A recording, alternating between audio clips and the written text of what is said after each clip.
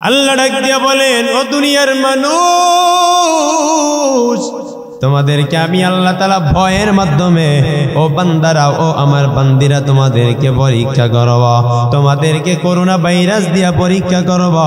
আমি আল্লাহ তাআলা তোমাদেরকে রোগ দিয়া তোমাদেরকে পরীক্ষা করব, তোমাদেরকে ভয় দেখাবো। মাঝে মাঝে করোনা ভাইরাস এসে তোমাদের উপর আক্রমণ করবে, মাঝে মাঝে তোমাদের উপরে ডেঙ্গু জ্বর এসে আক্রমণ করবে, তোমাদেরকে মাঝে মাঝে বিভিন্ন রোগ এসে ধরবে। বিভিন্ন ভাবে আমি আল্লাহ তোমাদেরকে ভয় দেখাবো। আমি আল্লাহ তোমাদেরকে জলোচ্ছ্বাস দিয়া ভয় দেখাবো। আমি আল্লাহ তাআলা তোমাদেরকে বড় বড় আসমান থেকে বিপদ দিয়া তোমাদেরকে আমি আল্লাহ ভয় দেখাবো। ও বান্দারা, ও আমার বান্দিরা, এই ভয়টা যখন তোমাদের কাছে আসবে, এই ভয়টা যখন তোমরা পায়া যাইবা, তখন ওই সময় ধৈর্য ধারণ করবা, ধৈর্যের উপরে ইস্তেকামত থাকবা। সূরাতুল ইমরানের 200 নম্বর আয়াতের মধ্যে আল্লাহ বলেন, ইয়া আইয়ুহাল্লাযীনা আমানুসবিরু ওয়াসাবিরু ওয়ারাবিতু ওয়াত্তাকুল্লাহা লাআল্লাকুম তুফলিহুন। ও ঈমানদারেরা, তোমরা বিপদের সময় ধৈর্য ধারণ করো, তোমরা বিপদের সময় ধৈর্য ধারণ করে তোমরা চলবা। ও আমার বান্দারা, অধৈর্য তোমরা হইবা না। আমার মালিককে বিপদের সময় তোমরা গালি দিবা না, কারণ আমার মালিক ডাক দিয়া বলে, ও বান্দা, আমি আল্লাহ যাকে মহব্বত করি, যাকে বেশি ভালোবাসি, তাকে বিপদ দেই। যাকে বেশি মহব্বত করি, তাকে বারবার বিপদ দিয়া, ভয় দিয়া আমি আল্লাহ পরীক্ষা করি। তার সন্তানটাকে অসুস্থ বানিয়ে দেই, তার বাবাকে অসুস্থ বানিয়ে দেই, তার মেয়েকে অসুস্থ বানিয়ে দেই। আমি আল্লাহ তাআলা অনেক রকমের ভয় ওই সমস্ত মানুষদেরকে দেখাই। তোমরা এই ভয় পাওয়ার পর তোমরা অধৈর্য হবে না, তোমরা মালিকের উপরে বিদ্বেষ পোষণ করবা না। আমার পয়গম্বর আলাইহিস সালাতু ওয়াস সালামের হাদিস, মুসলিম শরীফের 3571 নম্বর হাদিসের বর্ণনা। আমার নবী বলেন, as-sabru দিয়াউন, যেই ব্যক্তি ধৈর্য ধারণ করবে, বিপদের মধ্যে পড়ে ধৈর্য ধারণ করবে। যেই ব্যক্তি বিপদে পড়ার পর মালিকের জন্য ধৈর্য ধারণ করবে, আমার মালিক ডাক দিয়া বলেন, ও আমার বান্দারা, ও আমার বান্দিরা, দিয়াউন, তোমাদের জন্য আল্লাহ তাআলা বিপদে পড়ার পর চোখের সামনে সব অন্ধকার দেখতেছিলা, তোমরা দেখতেছিলা, কোনো দিকে যাইতে পারি না, এই জায়গায় বিপদ, সামনে অন্ধকার, ওই জায়গায় বিপদ, সামনে অন্ধকার। এই বিপদগুলো তোমরা চোখের সামনে দেখার পরে তোমাদেরকে আল্লাহ তাআলা ধৈর্য ধারণ করলে আল্লাহ তোমাদের জন্য নূর, সামনের রাস্তাগুলো নূরের দ্বারা আলোকিত করে দিবেন। আরো জোরে বলেন সুবহানাল্লাহ। ঈমানদারেরা তো জোরে কথা বলবে, কি ভয় পাইতেছেন নাকি আপনারা? ও নবীর উম্মতির দল, আল্লাহ পাক বলেন, তোমরা বিপদের মধ্যে ধৈর্য ধারণ করো। আমার পয়গম্বর বলেন, তোমরা অধৈর্য না হইয়া 1 নম্বরে ভয় দেখাবেন। ভয়ের সময় তোমরা মালিকের ভয়টা অন্তরে নিয়া তোমরা ধৈর্য ধারণ করবা। 2 নম্বরে তোমাদেরকে পরীক্ষা করবেন মিনাল জু, ক্ষুধার মাধ্যমে তোমাদেরকে পরীক্ষা করবেন। আমার মালিক তাকে দেখবেন তোমাদের মধ্যে কোন সমস্ত বান্দারা এই যে ক্ষুধা সহ্য না করতে পেরে হারাম খাদ্য খায়, কোন সমস্ত বান্দারা গ্রামীণ ব্যাংকের কাছে যায়, কোন সমস্ত বান্দারা আশা ব্যাংকের কাছে যায় টাকা লোন তোলে। ও যুবক ভাইরা, ও বৃদ্ধ বাবাজি, ও পর্দার অন্তরালের আম্মা জানেরা, এখনো সময় আছে, ভালো করে বোঝেন। আল্লাহ বলেন, ক্ষুধার মাধ্যমে পরীক্ষা করব। ও বান্দা, হারাম খাবারের কাছে যাইবা না, একমাত্র মালিকের জন্য ধৈর্য ধারণ করো। মালিকের জন্য ধৈর্য ধারণ করে ক্ষুধার সময় ধৈর্যের উপরে ইস্তেকামত থাকবা। কোন গ্রামীণ ব্যাংকের কাছেও যাইবা না, তোমার বিবি সাহেব অসুস্থ, হসপিটালে সুদের উপরে টাকা আনতে তোমরা যাইবা না, কারণ তোমরা যদি আমার মালিকের বিপদের পরে ধৈর্য ধারণ করতে না পারো তোমরা প্রকৃত মুমিন হইতে পারবা না। আল্লাহ পাক রব্বুল আলামিন ডাক দিয়া বলেন, ও বান্দা, তোমরা আমার এবং আমার পয়গম্বর এই দুইজনের আমাদের দুইটা ফর্মুলা হাদিস এবং কোরআন অনুযায়ী দুনিয়ার মধ্যে চলবা। তোমরা সুদ থেকে দূরে থাকবা, হারাম খাদ্য খাওয়া থেকে দূরে থাকবা। কিন্তু বলেন আমরা থাকতে পারতেছি কি পারতেছি না? থাকতে পারতেছি? হ্যাঁ, আমরা সুদ আনি কিনা বলেন ভাই? সুদ আনা গুনাহ, আনি তো আমরা। হ্যাঁ, আসলে আমাদের অন্তরটাকে ঠিক বানায়া নিজেরা ইস্তেকামতের উপর, ধৈর্যের উপর থেকে ক্ষুধার সময় না আমি কখনো হারাম খাদ্য খাবো না, আমি কখনো হারাম জিনিসকে আমি নিয়ে আসবো না, হারাম জিনিস আমার ঘরের মধ্যে নিয়ে আসবো না। আমার আব্বা কি করে জানেন? সরকারি ভাবে যদি কোনো কিছু আমাদের ঘরে দেয়, ছোটবেলা থেকে দেখছি আমার আব্বা এটারে ফেরত দিয়ে দেয়। যেমন এক সময় আমি ছোট ছিলাম, ওই সময় দেখলাম ওই দুধের প্যাকেট আছে না বড়, এই প্যাকেট দিয়েছেন আমাদের ঘরের মধ্যে। আমার আব্বা বলছে এটা আমি খাওয়াবো না আমার বাচ্চাদেরকে, আমার বাচ্চারা এগুলা খাবে। আজকে আমরা সুদের সাথে জড়িত, আমরা লোনের সাথে জড়িত, আমরা কিস্তির সাথে জড়িত। এই কিস্তির সাথে জড়িত, লোনের সাথে জড়িত পুরুষদেরকে ওখানে যাওয়ার জন্য বলে নাকি আমাদের মা বোনদেরকে? এই বলেন, মা বোনরা ছাড়া কি লোন দেওয়া হয়? মা বোনদেরকে ওখানে নিয়ে তারা অর্ধ উলঙ্গ করে। এগুলা ইহুদি খ্রিস্টানদের চক্রান্ত, কথা বলেন ঠিক কিনা? তুমি সুদের টাকায় প্রাসাদ গড়ো, ঘুষ ছাড়ো না, বিন্দু কিনা খেয়ে মরে খবর রাখো না, ঠিক কিনা বলেন? তুমি সুদের টাকায় প্রাসাদ গড়ো, ঘুষ ছাড়ো না, বিন্দু কিনা খেয়ে মরে খবর রাখো না। তুমি ঘুষ খেয়ে অবিচার করো সাজিয়া প্রদান, ঠিক কিনা বলে? যারা বিচার করে এরা অধিকাংশ সুদখোর থাকে, এরা অধিকাংশ ঘুষখোর থাকে, কথা বলেন ঠিক কিনা? তুমি সুদ খেয়ে অবিচার করো সাজিয়া প্রধান। তুমি কেমন মুসলমান, কেমন মুসলমান, তুমি কেমন মুসলমান, কেমন মুসলমান, তুমি কেমন মুসলমান। তুমি রমজান এলে রাখো না রোজা, দিনকে করো আঘাত, পয়সা করি নেই তো অভাব, দাও না তো যাকাত। তুমি রমজান এলে রাখো না রোজা, দিনকে করো আঘাত, পয়সা করি নেই তো অভাব, দাও না তো যাকাত। তুমি ইমানদারির বড়াই করো, নেই তোমার ইমান। আছে আমাদের ইমান? এই বলেন আছে কিনা ইমান? আমার বাবা মুসলমান, দাদা মুসলমান, সেই জন্য আমরা মুসলমান, কিন্তু মুসলমানই তো আছে আমাদের মধ্যে। তুমি ইমানদারির বড়াই করো, নেই তোমার ইমান। তুমি কেমন মুসলমান, কেমন মুসলমান, তুমি কেমন মুসলমান।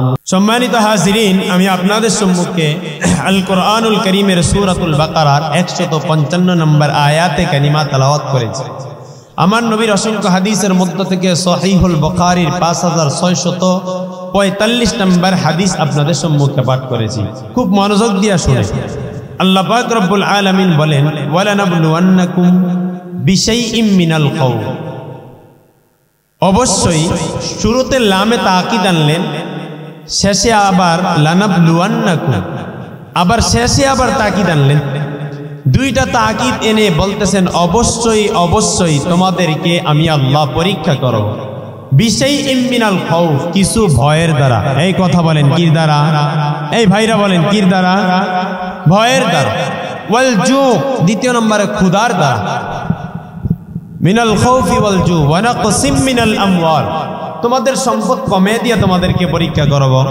ওয়াল আনফুস, তোমার সন্তানকে নিয়ে যায় দুনিয়া থেকে তোমাকে পরীক্ষা করব। ওয়াস সামারাত, ফল ফসলগুলো তোমার চাষবাসের জমিতে যেই ফসল লাগিয়েছো এই ফসলগুলোকে নষ্ট করে দিব, দিয়ে তোমাদেরকে পরীক্ষা করব। দেখব তোমাদের মধ্য থেকে কারা ধৈর্যশীল। আল্লাহ কি বলে? তোমাদের মধ্য থেকে কারা ধৈর্যশীল, এটা আমি আল্লাহ পাক দেখব। নবী আলাইহিস সালাম হাদিসের মধ্যে বলেন, মাইয়ুরিদিল্লাহু বিহি খাইরিন ইউসিব মিন, আল্লাহ যাকে ভালোবাসেন, মহব্বত করেন, তাকে বিপদ দান করেন। কি করেন?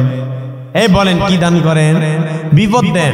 আমরা মনে করি যে হায় রে, 2 দিন পর আমি অসুস্থ, তারপরের দিন আমার সন্তানের জ্বর, আমার স্ত্রী অসুস্থ, হসপিটালে ভর্তি, আল্লাহ পাক আমাকে বিভিন্ন দিক দিয়ে আমাকে কষ্ট দিতেছেন, আমাকে বিভিন্ন ধরনের কষ্টের মধ্যে আল্লাহ পাক ফালাইতেছেন। হায় রে, আর কোন মানুষের কি দেখেন আল্লাহ পাক? আমরা বলি কি বলি না? আমাদের সমাজে কোনো আম্মা জানা আছে, আমাদের কোনো বোনেরা আছে, বিপদের পরে বিপদ আসলে বলে যে হায় রে আল্লাহ খালি আমারই দেখে, এ কথা বলে কিনা বলেন? এই কথা বলা যাবে? এই বলেন না বলা যাবে? এই উচ্চ আওয়াজে বলেন বলা যাবে? বলা যাবে না। আল্লাহ পাকের পক্ষ থেকে আমার জন্য যা নির্ধারণ করা হয়েছে, অল কদরি খায়রিহি ওয়া শাররিহি মিনাল্লাহি তাআলা, বিশ্বাস করা ওই জিনিসের উপর আল্লাহ পাকের পক্ষ থেকে যে ভালো মন্দ আমার জন্য লিপিবদ্ধ করা রয়েছে তাহার উপরে বিশ্বাস স্থাপন করা। বুঝতে পারছেন তো কথা?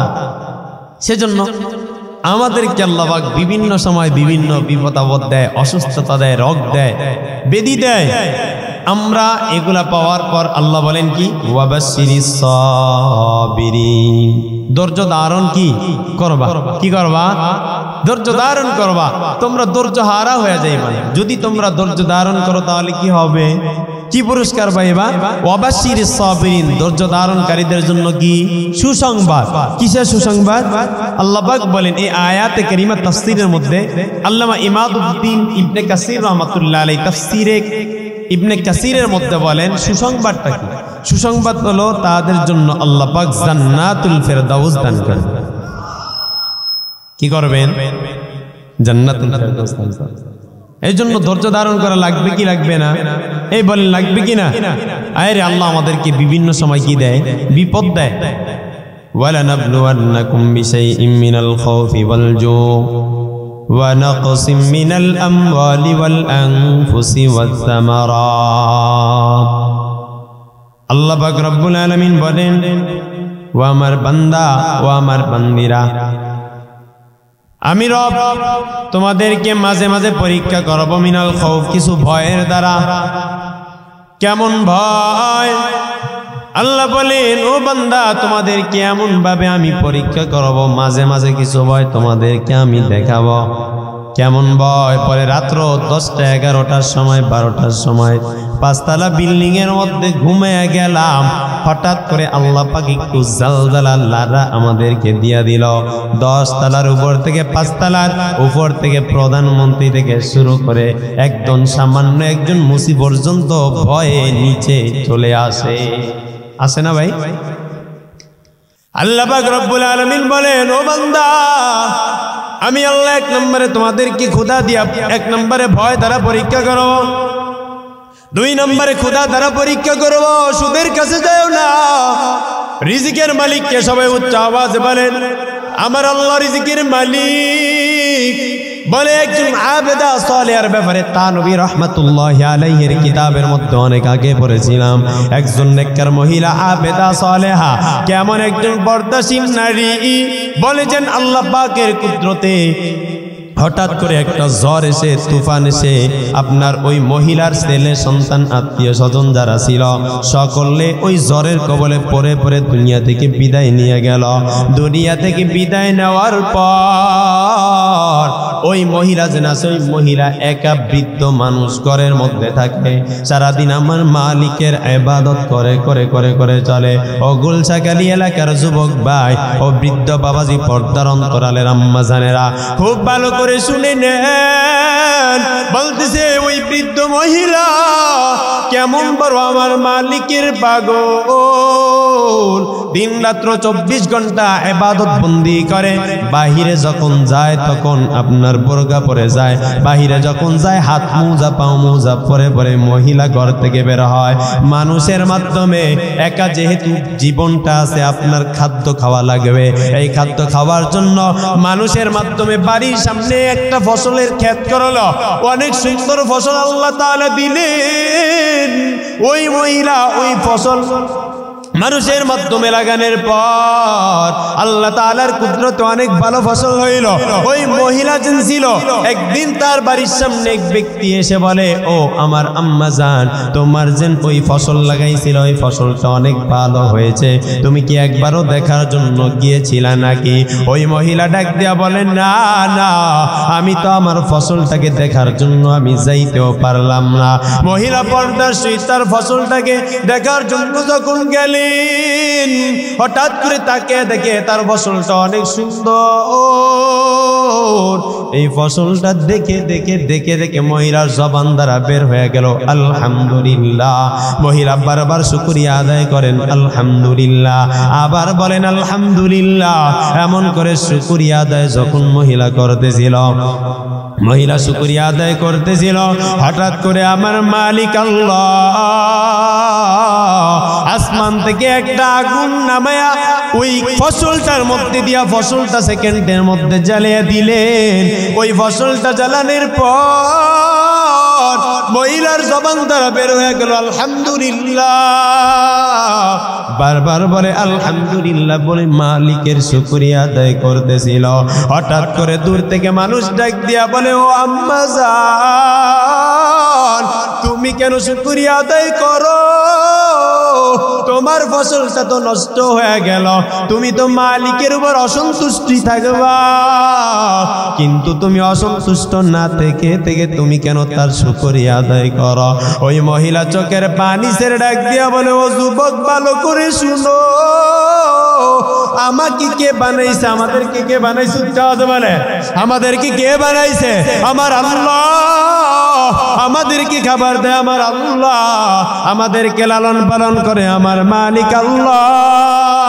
বলে যুবক, আমাকে বানাইছে আমার আল্লাহ, আমাকে থাকার জন্য ঘর দিছে আমার মালিক, আমাকে সুন্দরভাবে রাখতেছে আমার আল্লাহ। সুতরাং আমার আল্লাহ এই ফসলগুলো দিল, আমি শুকরিয়া আদায় করলাম। আমার মালিক আমার ফসলগুলোকে নষ্ট করে দিল। আমার রিজিকের মালিক তো আমার মালিক, আমার মালিক তো আমাকে রিজিক দিবে। আমি এই ফসলের উপরে নির্ভরশীল নয়, আমি ফসলগুলো দ্বারা কি করব? ফসলের প্রয়োজন নাই, মালিকের শুকরিয়া যদি আমি আদায় করি, আর যদি আমি ধৈর্য ধারণ করে করে ধৈর্যের উপরে ইস্তেকামত থাকতে পারি, ও যুবক, আল্লাহ তাআলা আমার সামনের রিজিক এবং খাবার দোনোটা জিনিসের ব্যবস্থা করে দিবে। চিন্তা করছেন কেমন ইমান তাদের ছিল?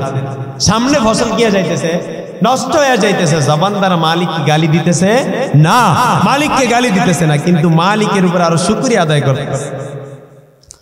বলতেছে দ্বিতীয় নম্বরে মিনাল জু, তৃতীয় নম্বরে ওয়ানাকসিম মিনাল আমওয়াল।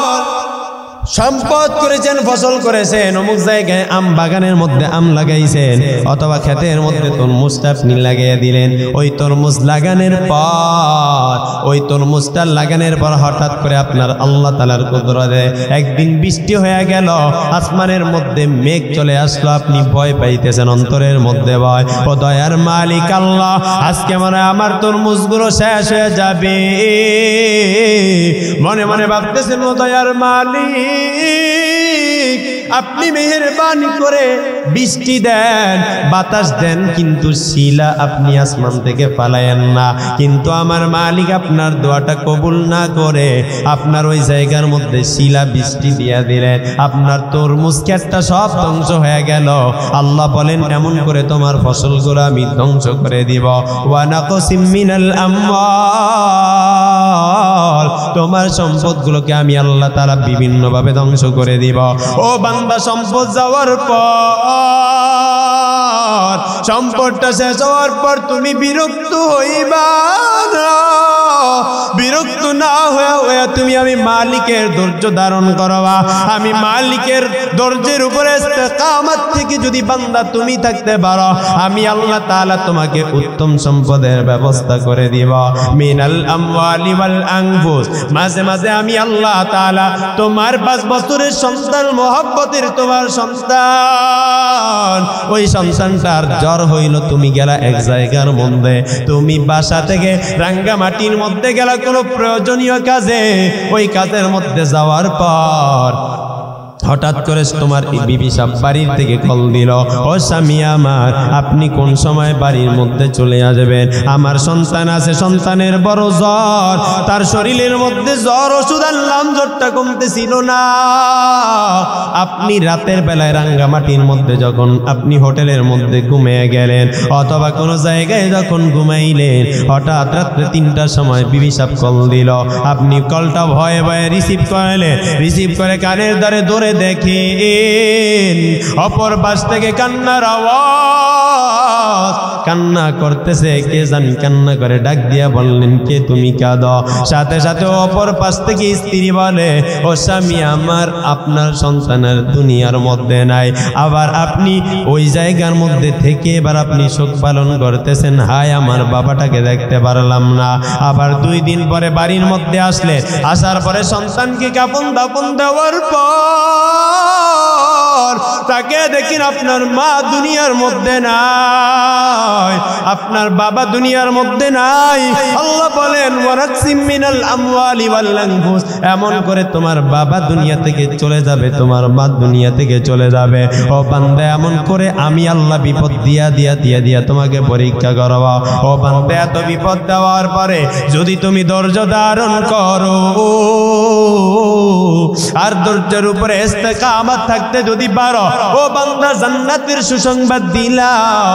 কিন্তু বান্দা একটা কথা মনে রাখবা, ওয়াকালা রাসূলুল্লাহ সাল্লাল্লাহু আলাইহি ওয়াসাল্লাম, আমার পয়গম্বর হাদিসের মধ্যে জানায়া দেয়, আসাদুন নাসি বালাআন আল আমবিয়া সুম্মাল আমসাল ফাল আমসাল। আমার পয়গম্বর বলেন, পৃথিবীর মধ্যে যত মানুষকে আমার মালিক আপনার বিপদের মধ্যে ফেলায়, ধৈর্য ধারণ করার জন্য বলেন, বিভিন্ন রকমের বিপদ দেয়, এর মধ্য থেকে পয়গম্বরদেরকে অধিক বেশি আল্লাহ তাআলা বিপদ দিয়া পরীক্ষা করেছিলেন।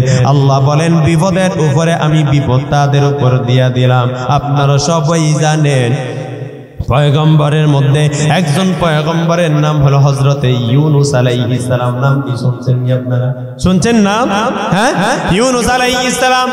এই ইউনূস আলাইহিস সালাতু ওয়াস সালামের ব্যাপারে তাফসীরের কিতাবের মধ্যে আসছে, ফাতহুল বারির মধ্যে আসছে, ফাতহুল কাদিরের মধ্যে আসছে, আল বিদায়া ওয়ান নিহায়ার মধ্যে আসছে। আজকে সকালে আমি দেখে আসলাম তাফসীরে আপনার তাওজিহুল কোরআনের মধ্যে আছে, তাফসীরে ইবনে কাসিরের মধ্যে আছে, ইউনূস পয়গম্বর কেমন আল্লাহ তাআলা তাকে পরীক্ষা করেছিলেন।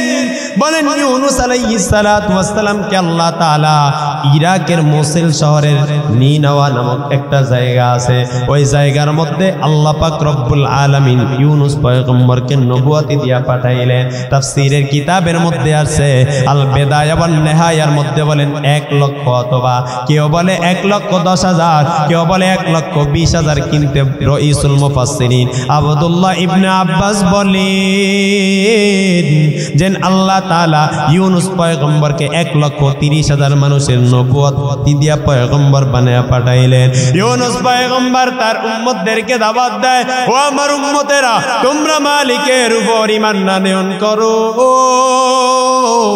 তোমরা ঈমান আনয়ন করো, আমার মালিকের উপর ঈমান আনয়ন করো, মালিককে ভয় করে করে তোমরা চলো। বারবার দাওয়াত দেয়, কিন্তু তার উম্মতেরা শুনতেছে না। আপনাদেরকে বললাম, মাহফিলের প্যান্ডেলের মধ্যে আসে, কেউ আসলেন না, আমাদের মনটা খারাপ হয়ে যায়, কেউ আসলেন আবার উঠে যান, আমাদের মনটা খারাপ হয়ে যায়। ইউনূস পয়গম্বরের মনটা বড় খারাপ। ইউনূস পয়গম্বর তাকে দেখে তার কথা তার উম্মতেরা মানতেছিল না। ইউনূস পয়গম্বর একদম বিচলিত হয়ে গেল, পেরেশান হয়ে গেল। দয়ার মালিক আল্লাহ এত সুন্দর করে উদউ ইলা সাবিলি রাব্বিকা বিল হিকমাতি ওয়াল মাউইজাতিল হাসানা, আমি তাদেরকে উত্তম আদর্শের মাধ্যমে, সুন্দর বয়ানের মাধ্যমে, উত্তম কথার মাধ্যমে তাদেরকে আমি আল্লাহ ডাকতেছি, কিন্তু এই সমস্ত উম্মতেরা আমার কথাগুলো মানে না। ও দয়ার মালিক আল্লাহ তাদের উপরে আযাব দেন। এমন করে ইউনূস পয়গম্বর আলাইহিস সালাম তার উম্মতের কাছে থাকা অবস্থায় উম্মতদেরকে ডেকে বললেন, ও আমার উম্মতেরা, তোমাদেরকে আমি বারবার সতর্ক করি, তোমাদেরকে এক আল্লাহর উপরে দ্বীনের দাওয়াত দিলাম, কিন্তু তোমরা মানলা না। তোমরা ভালো করে শুনে নাও, আমি ইউনুস পয়গম্বর বদদুয়া করে গেলাম, আমি তোমাদেরকে এই মৌসেল শহরের নিনাওয়া নামক জায়গার মধ্যে রেখে চলে যাইতেছি। দেখবা 3 দিনের মধ্যে আল্লাহ পাক রব্বুল আলামিন আসমান থেকে তোমাদের উপরে আমার মালিক আযাব পাঠাবেন। খুব সাবধান, আমি চলে যাইতেছি, আমি পয়গম্বর থাকবো না। লিকুল্লি নাবিয়্যিন মুস্তাজাবাতুন দাওয়াতুন, প্রত্যেকটা নবীরা হলো মুস্তাজাবুদ দাওয়া। তাহারা যখন দোয়া করবে মালিক দোয়াটাকে কবুল করে নিবে, তাদের দোয়া কবুল হয়ে যায়। ইউনুস পয়গম্বর নিনাওয়া নামক জায়গায় বদদোয়া করে করে সে ওখান থেকে 2টা সন্তান আর স্ত্রীকে নিয়ে এবার রওনা করলেন। এই জায়গার মধ্যে আর থাকা যাবে না।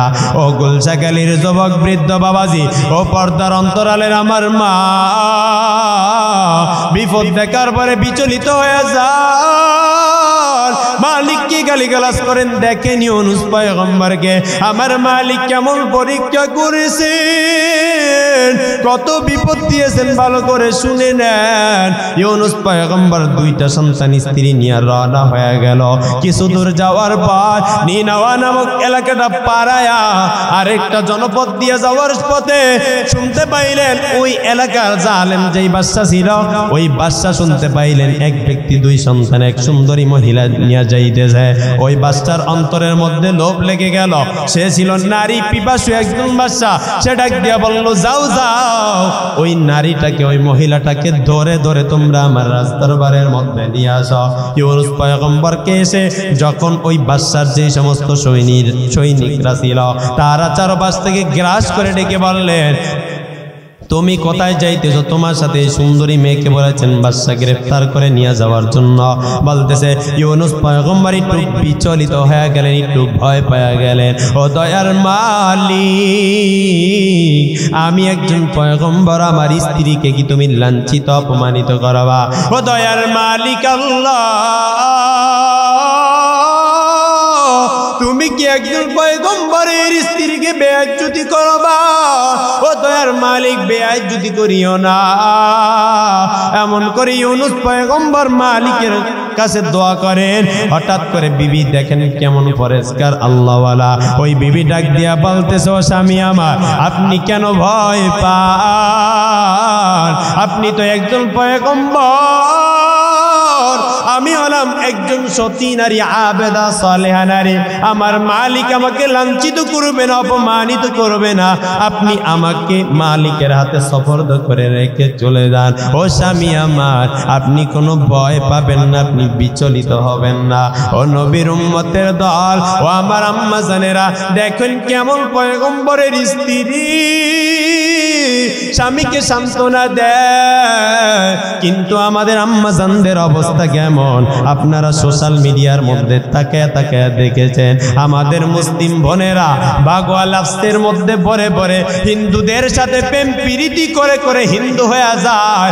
আমাদের বোনেরা স্কুলে পড়ে, কলেজের মধ্যে পড়ে, ভার্সিটিতে পড়ে, বিধর্মীদের হাত ধরে ধরে আপনার বিধর্মী হয়ে যায়।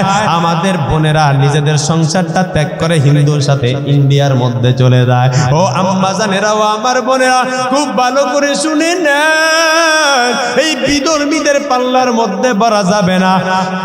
বিধর্মীরা জানে আমাদের সাথে ওদের সাথে একটা হিন্দুস্তানের যুদ্ধ হবে, যার ব্যাপারে আমার পয়গম্বর হাদিসের মধ্যে জানিয়ে দেন, ওয়া আন সাওবান মাওলা রাসূলিল্লাহি সাল্লাল্লাহু আলাইহি ওয়া আলিহি ওয়া সাল্লাম ইসাবাতান মিন উম্মতি আহরাজাহুমাল্লাহু মিনান নার, ইসাবাতুন তাগজুল হিন্দা ওয়া ইসাবাতুন তাকুনু মা ঈসা ইবনে মারইয়াম আলাইহিস সালাম। বলতেছে আমার পয়গম্বরের হাদিস, আল্লাহ দুই শ্রেণীর মানুষদেরকে সরাসরি জাহান্নাম থেকে মুক্তি দান করবে। এর মধ্যে এক নম্বরে যারা এই হিন্দুস্তানের মধ্যে হিন্দুর বিরুদ্ধে যুদ্ধ করবে, আরেক দল মানুষ যারা ঈসা ইবনে মারইয়াম আলাইহিস সালামের সাথে সিরিয়ার মধ্যে আপনার ইহুদিদের বিরুদ্ধে যুদ্ধ করবে। আল্লাহ তাআলা এই দুই শ্রেণীর মানুষকে সরাসরি জাহান্নাম থেকে মুক্তি দান করবে। কেমন আমার মালিক ওই হিন্দুস্তানে যুদ্ধ হবে, আপনার আমি সতর্ক হই না। কিন্তু কাফেররা বেদিনরা তারা তাদের কর্মসূচি নিয়ে সামনের দিকে আগাইতেছে। বলে কেমন ভাবে তারা কর্মসূচি নিয়ে আগাইতেছে? বলে তারা বুঝতে পারছে মুসলমানদের সাথে সম্মুখ যুদ্ধে আমরা কখনই পারব না, তাহলে তাদেরকে কিভাবে ধ্বংস করা যায়। তারা মনে মনে নিয়ত করলো, আমরা যত মুসলমান মেয়ে আছে তাদের গর্ভের মধ্যে আমাদের সন্তান ফালিয়ে দিব, আমাদের বীর্য ফালিয়ে দিব। যখন আমাদের সন্তান তাদের পেটের মধ্যে থাকবে তারা আর আমাদের বিরুদ্ধে কথা বলতে পারবে না। তাদের পেটটাকে আমরা নষ্ট করে দিব, তাদের পেট থেকে শাহজালাল জন্মগ্রহণ করবে না, তাদের পেটের মধ্যে থেকে শাহ মাকতুম জন্মগ্রহণ করবে না, তাদের পেট থেকে আবার মোহাম্মদ বিন কাসেম আসবে না, তাদের পেট থেকে আবার সালাউদ্দিন আইয়ুবী আসবে না। এই জন্য তারা কলেজের মধ্যে, ভার্সিটির মধ্যে, স্কুলের মধ্যে, বিভিন্ন অনলাইনের মধ্যে, বিভিন্ন গ্রুপের মধ্যে ঢুকে ঢুকে আমাদের মুসলিম বোনদেরকে সাথে সম্পর্ক করে, আমাদের মুসলিম বোনদেরকে তারা বিধর্মী বানায়া বানায়া বিভিন্ন রাষ্ট্রের মধ্যে পাচার করে দেয়। আপনারা দেখেছেন নেটের মধ্যে, দেখছেন আপনারা যারা বড় মোবাইল চালান, আপনারা আজকে নেটে চার্জ দিয়ে দেখবেন বাগোয়া লাফসের ব্যাপারে, দেখবেন ভয়ঙ্কর ভয়ঙ্কর তথ্য আসে। হায় আল্লাহ, অন্তরের মধ্যে ভয় কেমন জানি লাগতেছে। কিছুদিন পূর্বে আমি দেখলাম আপনার নাটোর জেলার বড়াগ্রাম একটা এলাকা আছে, একটা আপনার জায়গা আছে, ওই জায়গার মধ্যে 2 মাসে 100-রও বেশি মুসলিম মেয়েরা আপনার হিন্দু হয়ে গেছে। নাউজুবিল্লাহ, 100-র বেশি মুসলিম মেয়েরা হিন্দু হয়ে গেছে। এমন একটা দিন ছিল আমরা শুনতাম যে মুসলিম কাফেররা আমাদের নবীর ধর্ম, আমাদের নবীর চরিত্র, আমাদের ধর্ম থেকে, আমাদের ইবাদত থেকে তারা মুসলমান হয়। কিন্তু এখন দেখতেছি মুসলমানরাই আপনার কি হয়ে যাইতে আছে? কাফের হয়ে যাইতে আছে, হিন্দু হয়ে যাইতে। আল্লাহ তাআলা এই সমস্ত চক্রান্ত থেকে আমাদের মা বোনদেরকে হেফাজত করুক, সবাই বলেন আমিন। আমাদের সকলকে সতর্ক হওয়ার মতন তৌফিক দান করুক, তাও বলেন আমিন। আরে নবীর উম্মতের দল, ইউনূস পয়গম্বর স্ত্রীকে রেখে আবার সামনের দিকে রওনা করলেন। সামনের দিকে যাওয়ার পর বিশাল বড় জঙ্গলের মধ্যে দিয়ে ইউনূস পয়গম্বর তার 2টা সন্তানকে নিয়ে রওনা হয়ে গেলেন। আল্লাহ তাআলার কুদরত, 1 নম্বরে ওই মোসেল শহরের মধ্য থেকে নিনাওয়া নামক জায়গা থেকে ইউনূস পয়গম্বর চলে আসলেন। 2 নম্বরে তার স্ত্রীকেও হারাইলেন। 3 নম্বরে সন্তান নিয়ে জঙ্গলের মধ্যে দিয়া যায়। হঠাৎ করে আল্লাহ তাআলার কুদরত, তাকে দেখে তার সন্তানটাকে বাঘে একটা কামড় দিয়ে এই জায়গা থেকে নিয়ে নিল। আসাদুন নাসি বালাআন আল আম্বিয়া সুম্মাল আমসালু ফাল আমসালু। আল্লাহ তাআলা পয়গম্বরদেরকে পরীক্ষা করবেন, পরীক্ষার উপরে পরীক্ষা করবেন। আল্লাহ তাআলা আমাদেরকে জানিয়ে দেয়, ও বান্দারা, তোমরাও এই বিপদ পয়গম্বরদেরকে যেইভাবে বিপদ দিয়া পরীক্ষা করলাম তোমাদেরকেও পরীক্ষা করব। তোমরা যদি ধৈর্য ধারণ করো, আল্লাহ তোমাদেরকে ধৈর্য ধারণ করার মতন ক্ষমতা দান করবেন। আমার পয়গম্বরের হাদিস, বুখারী মুসলিম শরীফের হাদিসে নবী জানিয়ে দেন, ওয়াকালা রাসূলুল্লাহ সাল্লাল্লাহু আলাইহি ওয়া আলিহি ওয়া সাল্লামা ওয়া মান ইয়াতাসাব্বার ইউসাব্বিরুহুল্লাহ। যেই ব্যক্তি ধৈর্য ধারণ করতে চায়, আমার মালিক তাকে ধৈর্য ধারণ করার ক্ষমতা দান করবে। আল্লাহ তাআলা তো ডাক দিয়া বলেন, ইন্নামা ইউওয়াফাস সাবিরুনা আজরাহুম বিগাইরি হিসাব। এ কালামে জিন্দা কুরআনে হাকিম, হিকমতে উলা ইয়াজালস্ত কদিম, জামিউল ইলম ফিল কুরআনে হাকিম, তাকাসুরাত আনহু আফহামুর রিজালি। আল্লাহ ডাক দিয়া বলেন, ও আমার বান্দারা, ও আমার বান্দিরা, ইন্নামা ইউওয়াফাস সাবিরুনা আজরাহুম বিগাইরি হিসাব। যেই সমস্ত আমার বান্দারা, যেই সমস্ত বান্দিরা ধৈর্য ধারণ করবে, আমি আল্লাহ তাআলা তাদেরকে বিনা হিসাবে জান্নাত দান করব। या इलाही तू मेरा माबूद है, या इलाही तू मेरा माशूक है, या इलाही मुझसे मुझको दूर कर, ताकि देखो मुझ में तुझको एक नजर। अल्लाह बोलेन बंदा बिना हिसाबे जन्नत दान करब, कोनो हिसाब तुम्हार থেকে আমি আল্লাহ নিব না।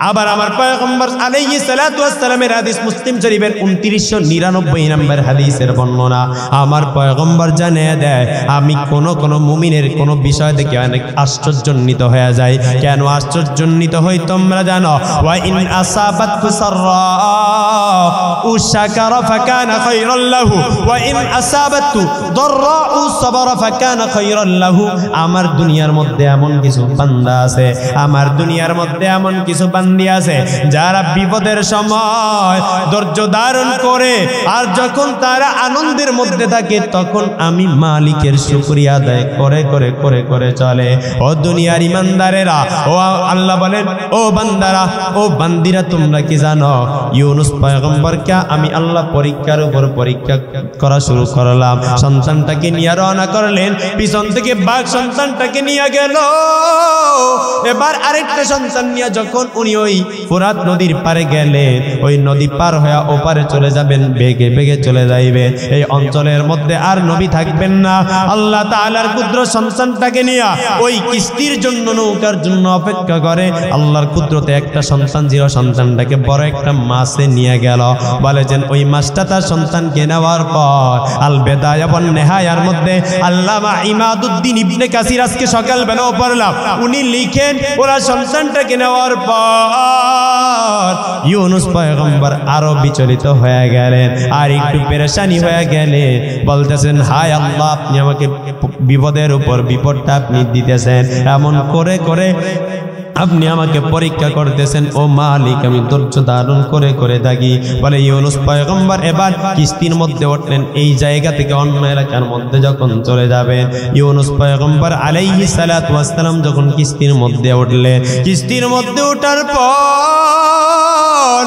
কিস্তি যখন মাঝ নদীর মধ্যে গেল তখন চারদিক থেকে ঢেউ শুরু হয়ে গেল উত্তপ্ত তরঙ্গ মারা শুরু হয়ে গেল মনে হয় কিস্তিটা এখন ডুবে যাবে সবাই ডাক দিয়ে বলতেছে ওই সময়ের একটা রীতিনীতি ছিল যে কোন গোলাম তার মালিক থেকে বেগে আসলে মনে হয় তাদের এই যে কিস্তির মধ্যে উঠলে শর্তবান শুরু হয়ে যায় ওই সমস্ত ব্যক্তিরা ডাক দিয়া বলল তারা ডাক দিয়া বলল আমাদের এই কিস্তির মধ্যে ভাগা কোনো গোলাম আছে কে আসো তুমি তাড়াতাড়ি বলো তোমাকে এই পানির মধ্যে ঝাঁপ দেওয়া লাগবে অথবা আমরা তোমাকে পানির মধ্যে তোমাকে ফেলে দিব এমন করে করে বারবার বলার পর সমস্ত মানুষরা বলেন আমরা সবাই মনিব কেউ আমরা গোলাম না ইউনুস পয়গম্বরটা মনে মনে চিন্তা করে ও দয়ার মালিক আল্লাহ আমি তো তোমার কথাকে অ্যাবাউট করে তোমার অনুমতি না নিয়ে আমি তো ওই জায়গা থেকে নিনওয়া নামক জায়গা ছেড়ে আল্লাহ আমি তো নিজ ইচ্ছায় চলে আসলাম ও দয়ার মালিক আমার থেকে বাগা হুয়া গোলাম তো আর কেউই হতে পারে না কিস্তির সমস্ত মানুষকে ডাক দিয়া বলে ও ভাইরা আমি হইলাম ওই গোলাম যেই গোলাম তার মালিকের অনুমতি ছাড়া বেগে বেগে চলে আসলো তোমরা আমাকে এই কিস্তি থেকে এই নদীর মধ্যে ফেলে দাও এই কথা বলার পর যেই সমস্ত ব্যক্তিরা আমলদার যেই সমস্ত ব্যক্তিরা উলামায়ে কেরাম যেই সমস্ত ব্যক্তিরা আমার রাসূলের সুন্নাত মেনে মেনে মেনে মেনে চলে আপনারা বলেন তাহাদেরকে মানুষরা ভালোবাসে কি বাসে না এই জোরে বলেন ভালোবাসে কি বাসে না আলেমদেরকে ভালোবাসেন কি বাসেন না মহব্বত করেন কি করেন না ইউনুস পয়গম্বরের চেহারাটাও নিষ্পাপ দেখা যায় ইউনুস পয়গম্বর দিকে তাকিয়ে বলল না না তোমাকে ফালানো যাবে না আমাদের বিশ্বাস তোমার থেকে ভালো মানুষ আর কেউ নাই ইউনুস পয়গম্বরকে বারবার বলার পর বললেন আমরা এবার লটারি দিব লটারির মধ্যে সবাই নামটা লিখে যখন লটারি টান দেওয়ার পরে আল্লাহ তাআলা কোরআনুল কারীমের আয়াতের মধ্যে জানায়া দেয় যে ইউনুস পয়গম্বর যখন লটারি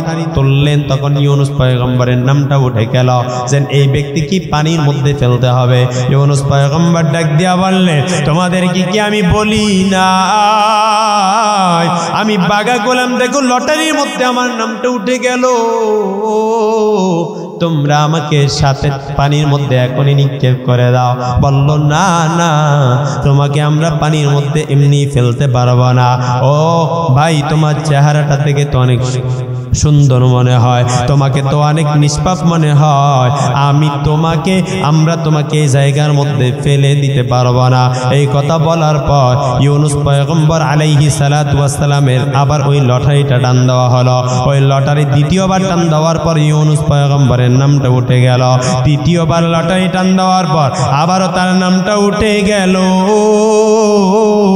তার নামটা উঠে যাওয়ার পর ইউনুস পয়গম্বর আলাইহিস সালাতু ওয়াস সালামকে দুইটা রওয়ায়াত কিতাবের মধ্যে পাওয়া যায়। তাফসীর ইবনে কাসিরের মধ্যে দুইটা রওয়ায়াত পাওয়া যায়।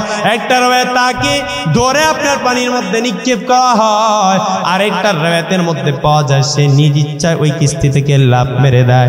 বলে যখন সে এই লাফ মারলো, লাফ মারার পরে সাথে সাথে আল্লাহ তাআলার কুদরত, ওই যে সমুদ্রটা ছিল, ওই নদীর তলদেশ থেকে একটা বড় মাছ এসে তাকে পেটের মধ্যে নিয়ে গেল। পেটের মধ্যে যখন ইউনুস পয়গম্বর মাছের পেটের মধ্যে ঢুকে গেলেন, আপনার ওই মাছের পেটের মধ্যে ঢোকার পর ইউনুস পয়গম্বর আলাইহিস সালাতু ওয়াস সালামকে যেই মাছটা পেটের মধ্যে নিলেন, আল্লাহ ডাক দিয়া বললেন, ও মাছ, এটা তোকে খাওয়ার জন্য আমি দেই নাই। এই যেই খাবারটা তুই পেটের মধ্যে যেই ব্যক্তিকে নিয়েছস সেটাকে তুই লোকমা বানাইতে পারবি না। আল্লাহ তাআলা মাছের হজম শক্তিকে নষ্ট করে দিলেন। নষ্ট করে করে ইউনুস পয়গম্বর আলাইহিস সালাতু ওয়াস সালাম ওই মাছের পেটের মধ্যে থাকতেছিল। বলতেছে আবার আপনার আল বেদায়া ওয়ান নেহায়ার মধ্যে বলেন ওই মাছটাকে আরেকটা মাছ খেয়ে ফেলল। অনেক তাফসীর কারকরা বলে না না, একটা মাছের পেটের মধ্যে ইউনুস পয়গম্বর ছিল। ওয়াল বেদায়া ওয়ান নেহায়া বলেন না না, তাকে একটা মাছ খাইল, ওই মাছটাকে আরেকটা মাছে খেয়ে ফেলল। কয়েকটা রওয়ায়াত পাওয়া যায়। কোন কোন মুফাসসিরিন ইকরামরা বলেন সে সকালে মাছের পেটের মধ্যে ঢুকলো, সন্ধ্যার সময় বের হয়ে গেল। কোন মুফাসসিরিন ইকরামরা বলে যে না না, ইউনুস পয়গম্বর 3 দিন পর্যন্ত মাছের পেটে থাকলো। কোন কোন মুফাসসিরিন বলেন যে না, সে 7 দিন পর্যন্ত মাছের পেটে থাকলো। কোন কোন মুফাসসিরিন ইকরামরা বলে সে 40 দিন পর্যন্ত মাছের পেটের মধ্যে ছিল। ওই মাছের পেটের মধ্যে যাওয়ার পর ইউনুস পয়গম্বর যখন অন্ধকারের মধ্যে অন্ধকারের মধ্যে অন্ধকার, গম্মান বিগম্মিন, আপনার অন্ধকারের উপরে অন্ধকার। 1 নম্বরে হলো রাতের অন্ধকার, 2 নম্বরে সমুদ্রের অন্ধকার, 3 নম্বরে মাছের পেটের অন্ধকার। এই অন্ধকারের মধ্যে ইউনুস পয়গম্বর থেকে হঠাৎ করে সমুদ্রের নিচ থেকে আমার মালিকের তাসবির আওয়াজ শুনতে পাইলেন। কুল্লু শাইইন ইউসাব্বিহু বিহামদিহি ওয়ালাকিন লা তাফকাহুনা তাসবিহাহু। শুনতে পাইলেন আমার মালিক কি যেন তাসবিহ পড়ে, সুবহানাল্লাহি আলহামদুলিল্লাহি ওয়ালা ইলাহা ইল্লাল্লাহু আল্লাহু আকবার। এমন আওয়াজ শোনার পর ডাক দিয়া বললেন কে এই আওয়াজটা করে? বলতেছে এই যে সমুদ্রের নিচে যত বালি কণা আছে, যত পাথর আছে, যত রকমের প্রাণী মাছ টাছ আছে, সবাই মিলে আমার মালিকের তাসবিহ সমুদ্রের নিচে পাঠ করে। সুবহানাল্লাহ বলবেন না? সুবহানাল্লাহ বলার কি ফজিলত বলবো নাকি? বলেন আত-তুহুরু শাত্রুল ঈমান, সুবহানাল্লাহি তামলাউল মিজান, সুবহানাল্লাহি ওয়ালহামদুলিল্লাহি তামলাআন আও তামলাউ মা বাইনাস সামাওয়াতি ওয়াল আরদ। যেই ব্যক্তি একবার সুবহানাল্লাহ বলবেন, যে ব্যক্তি একবার আলহামদুলিল্লাহ বলবেন, আল্লাহ তাআলা এই জমিন থেকে নিয়ে আসমান পর্যন্ত যেই ফাঁকা জায়গা দেখা যায়, এই ফাঁকা জায়গাটাকে আল্লাহ নেকের দ্বারা তার আমল নামায় ভর্তি করে দিবেন। यौमइज़िन तुहद्दिसु अख़बारहा, दर क़यामत इस ज़मीं दरने को बात के ज़ना दीदा गवाही हादहा। आये भाई एक बार सुबहानल्लाह बोलले इस ज़मीनটা কিয়ামতের ময়দানে আপনার পক্ষে সাক্ষী দিবে। সুবহানাল্লাহ বলে ওই গাছটা শুনলো, গাছটা আপনার পক্ষে সাক্ষী দিবে। ও মুসলমান কেন চুপ করে বসে থাকে? আল্লাহ পাকের পয়গম্বরদের কথা শোনার পরে ফাতাবিরু ইয়া উলিল আবসার, আপনি এখান থেকে শিক্ষা গ্রহণ করেন যে আল্লাহ তাদেরকে পরীক্ষা করার পরও তারা বিচলিত হয় না। বলে ইউনুস পয়গম্বর মাছের পেটে যায় যখন শুনতে পাইলেন তাসবির আওয়াজ, হঠাৎ করে ইউনুস পয়গম্বর মনে করলেন আমি মনে হয় মৃত্যুবরণ করলাম। হঠাৎ তার পাওটা লড়তেছে, হাত লড়তেছে, সেও হঠাৎ করে মালিকের তাসবিহ পড়া শুরু করলো। সবাই আমার সাথে জোরে জোরে পড়েন লা ইলাহা ইল্লা আনতা সুবহানাকা ইন্নী কুনতু মিনাজ জালিমিন। লা ইলাহা ইল্লা আনতা সুবহানাকা, ও দয়ার মালিক আপনি ছাড়া আর কোনো ইলা নাই, সুবহানাকা, আপনি পবিত্র, আপনি হলেন পবিত্র, আপনি অপবিত্র নয়। ইন্নী কুনতু মিনাজ জালিমিন, আমি নিজের উপরে জুলুম করেছি, আমি নিজের নফসের উপরে গুনাহ করে করে ইসরাফ করেছি। ও দয়ার মালিক, আপনি আমাকে মাফ করে দেন। ইউনূস পয়গম্বর যখন এই দোয়াটা করলেন, তাফসীরের কিতাবের মধ্যে পাওয়া যায় ফেরেশতাদের কানে এই আওয়াজটা দেওয়ার পর ফেরেশতারা বললেন, ও দয়ার মালিক, এই আওয়াজটা কার? ডাক দিয়ে বললেন, এটা আমার পয়গম্বর ইউনূসের আওয়াজ। মাছের পেটের মধ্য থেকে সে এই আওয়াজটা করলো। এই কথা বলার পর ইউনূস পয়গম্বর আলাইহিস সালাতু ওয়াস সালাম, আপনার ইউনূস পয়গম্বর আলাইহিস সালাতু ওয়াস সালামের ব্যাপারে ফেরেশতারা সুপারিশ করলো, ও দয়ার মালিক আল্লাহ, যে আপনার তাসবিহ পড়ে তাকে মাছের পেট থেকে নাজাত দেন। মুফাসসিরিন ইকরাম বলেন, সে যদি তাসবিহ না পড়তো কিয়ামত পর্যন্ত এই মাছের পেটের মধ্যে ইউনূস পয়গম্বর থেকে যেত। কিন্তু আল্লাহ তাআলার তাসবিহ পড়ার কারণে, আল্লাহর কুদরতে ওই মাছটা নিয়ে আপনার ইউনূস পয়গম্বরকে আপনার একটা চরণভূমির মধ্যে বমি করে দিল। বমি করার পরে কিতাবের মধ্যে আছে, এমনকি কোরআনুল কারীমের আয়াতে কারিমার মধ্যে দেন আল্লাহ তাআলা ইউনূস পয়গম্বরকে রৌদ্রের তাপের কারণে কষ্ট পাবে, এই জন্য আল্লাহ তাহার জন্য কদু গাছ লাগিয়ে দিলেন। কদু গাছের মধ্যে কয়েকটা গুণ আছে, বলে কদু খেলে আপনার বিভিন্ন রকমের সমস্যা দূর হয়ে যাবে, পেটের অসুখগুলো দূর হয়ে যাবে। আপনি যদি এই কদু গাছ আছে, কদু গাছ কোনো জায়গার মধ্যে লাগান, দেখবেন ওই জায়গায় মাছি কখনো যাবে না। কিন্তু আমরা সবাই জানি, পচা গলা নরম জিনিসের উপরে যেই আমটা নরম হয়ে যায়, ওই আমটার মধ্যে মাছি পড়ে কি পড়ে না? সবাই পড়ে না? মাছি পড়ে, বারবার মাছি পড়ে। ইউনূস পয়গম্বরের শরীরটা বড় নরম, আপনার পছন্দ ধরে গেছে, কেমন জানি হয়ে গেছে, একদম নরম দেখা যায়, লোট্টা মাছের মতন। ইউনূস পয়গম্বর কই জায়গায় রাখার পর আল্লাহ পাক রব্বুল আলামিন তার জন্য এই জায়গায় একটা কদু গাছ লাগাইলেন, যাতে মাছিরা আসতে না পারে, মাছিরা যাতে আসতে না পারে, তার কোনো ক্ষতি না করতে পারে। আল্লাহ পাক ওই জায়গার মধ্যে তার জন্য একটা গাছ লাগিয়ে দিলেন। কয়েকটা রিওয়ায়াত পাওয়া যায়, আমি আজকাল বেদায়া ওয়ান নেহায়ার মধ্যে পড়লাম, বলে আল্লাহ তাআলা তার জন্য একটা ছাগল দিলেন, ওই ছাগল থেকে সে নাকি আপনার দুধ খাইল। এই রিওয়ায়াতটা গরীব পর্যায়ের রিওয়ায়াত, এটা গ্রহণ করা যাবে না। কিন্তু বিশুদ্ধ মত হলো, আল্লাহ তাআলা তার জন্য একটা খেজুরের গাছ লাগিয়ে দিলেন। খেজুর গাছের সাথে আল্লাহ একটা আঙ্গুরের লতা পেঁচিয়ে দিলেন, ওখান থেকে পাকা পাকা খেজুর পরে আর আপনার ওই আঙ্গুর নিয়ে খায়, আর শরীরটা মজবুত হয়ে যায়। কিছুদিন ওই জায়গায় থাকার পর এবার সুস্থ হয়ে নদীর পার দিয়ে রওনা করলেন। পিছন থেকে এক ব্যক্তি ডাক দিয়া বলে, ও পয়গম্বর, আপনি আমাকে কালেমা পড়াইয়া দেন, আপনি আমাকে কালেমা পড়াইয়া দেন। বলল, কে তুমি? বলে, আপনার সন্তানকে কি মাছে নিয়ে গেছিল কিনা? বলে, হা হা, আমার সন্তানকে মাছ এই জায়গা থেকে নিয়ে গেল। ডাক দিয়া বলে, ও পয়গম্বর আমার, আমি যখন জাল মারার জন্য গেলাম, জালের মধ্যে তাকে দেখি একটা সন্তান, দূর থেকে মাছ আমাকে ডেকে বললেন, ও জেলে, এই সন্তানটা ইউনূস পয়গম্বরের সন্তান, তার কাছে সহি সালামতে পৌঁছে দিবি। ও পয়গম্বর, এই মাছ যখন কথা বলল, তখন আমার মালিকের উপর ঈমান আনার ইচ্ছা জেগে গেল। এই কথা বলার পর ইউনূস পয়গম্বরের সন্তান দিলেন, তার হাতে কালেমা পড়ে মুসলমান হয়ে গেল। যখন বিপদে ধৈর্য ধারণ করলো, আমার মালিককে ডাকলো আল্লাহ তাআলা, তার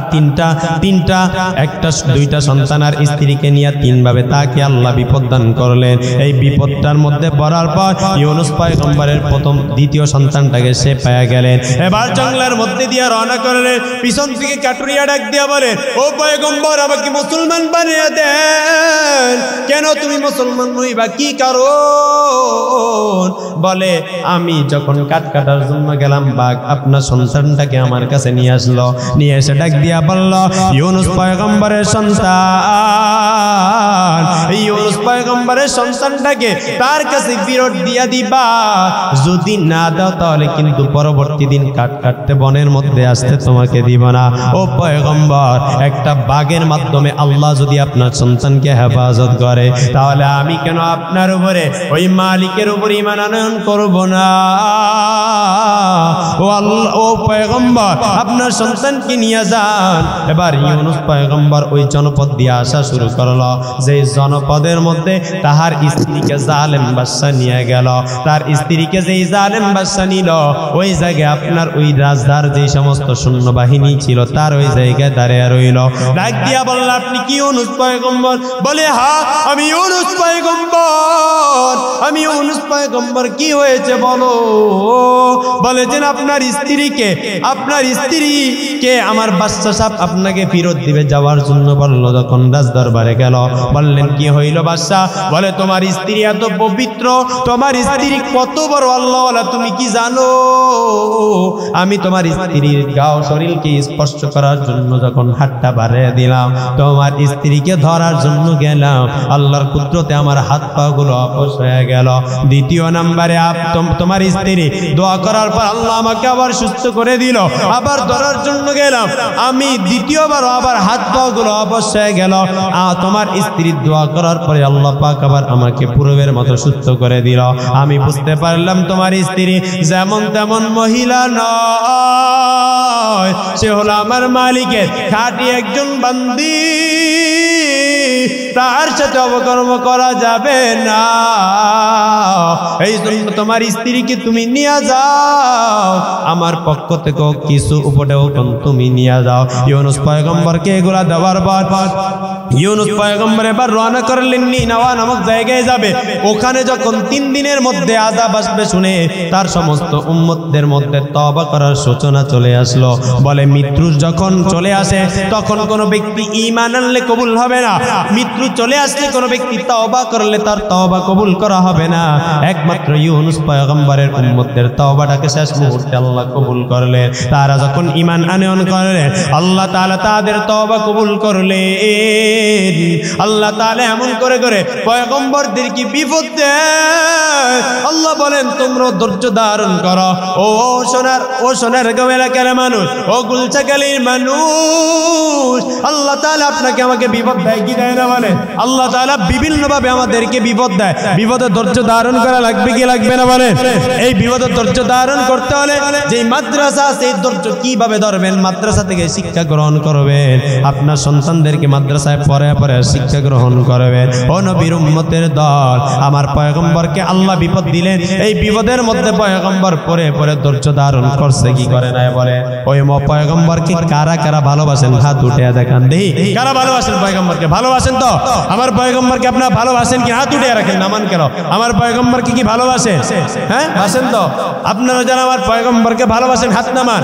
তাহলে আমার পয়গম্বরের ঘর হলো মাদ্রাসা, মাদ্রাসাকেও তো ভালোবাসেন, ঠিক না?